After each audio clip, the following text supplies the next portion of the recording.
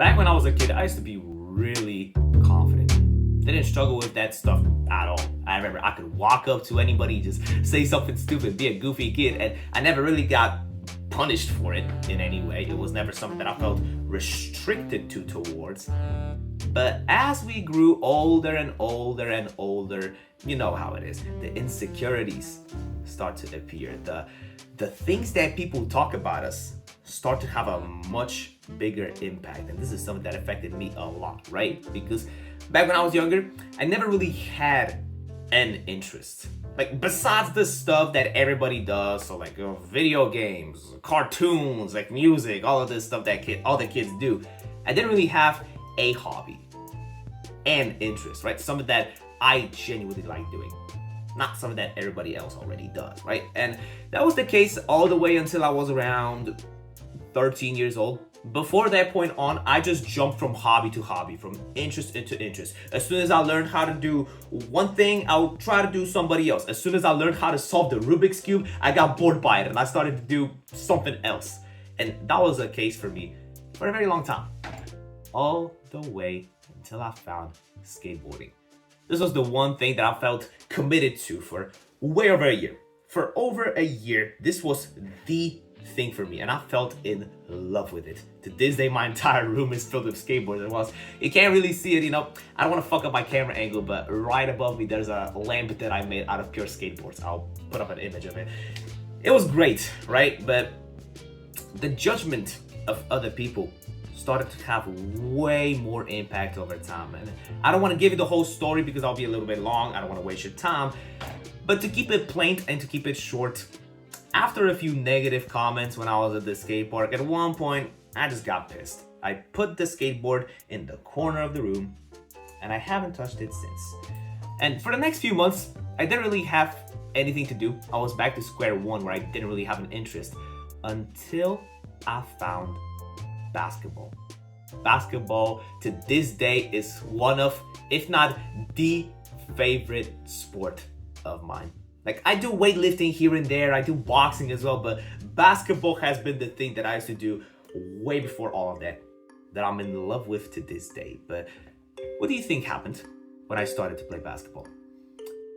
The exact same shit that I had to deal with when I was at the skate park. I thought I was able to escape from it, but what do you know? Before you even know it, there were already people making fun of me because I was out here trying to play with guys who had years of experience, whilst I barely knew the basics, whilst I barely even knew the rules, right? So here I was trying to act cool, do like these fucking street ball moves like the Professor or like Jesser or all these other guys you watch. I'm talking about basketball YouTubers here. You don't need to know that. That's irrelevant, right? But what matters is that even though I listened to what others had to say, they kept on talking bad about me anyways. And this is something that you need to accept, my friend. The one skill that gives you infinite confidence. This is the skill that once you're able to master it, you're already successful. You're already successful as soon as you understand this one thing. And it is simply the fact that people will talk anyways, and you should master the art of not giving a fuck. Simple as that. Trust me, once you stop caring about what others have to say about you, life just becomes 10 times easier. Because just think how many of your decisions throughout the day are purely based on what others want you to do. Think about that, my friend. I'm gonna get a little bit deep here, but one of the most common regrets when people are on their deathbed is the fact that they lived the life that others wanted them to live instead of living the life that they wanted to live. It's pretty deep. Think about that. Because the people that get most respect in social situations are the people that go through the hardest of experiences. When you see like Ronnie Coleman walking into the room who's like giant, huge, or when you see like Shaq, somebody who's like giant, physically strong, of course you're gonna respect him because you feel intimidated. That's how people get respect, right? And I made a whole video on that. I don't want to get too deep into it, but confidence is a very similar thing, It's kind of like sparring. Now, guys who've been training boxing or any martial art can probably relate to this, but the first few times when you go sparring, when they put you in a ring and you're supposed to defend yourself against this guy who actually knows how to do it, it's terrifying. And you're gonna have to get hit many times before you actually learn how to keep your guard up and how to actually punch back. This is something that we all have to go through when we start sparring. And social skills are the exact same thing. I believe that as soon as you get past the first few times of like walking up to somebody, of like just getting the feeling of socializing, there's that point in which you've done it so many times that it doesn't faze you anymore. It's just another activity that you do. And there's nothing scary, right? And my friend is an amazing example of this, right? I love sharing this story because this has to be one of my biggest testimonials, not gonna lie. A few days ago, me and a few other friends of mine, we were at this like shopping mall. We were in a different city, right? And we played this game in which you would grab a pen. We would start off with a pen, right? And we would walk up to strangers and we would ask them if they have anything to trade for the pen, right? So we would try to trade up to a different thing and hopefully we could get something that has more and more value.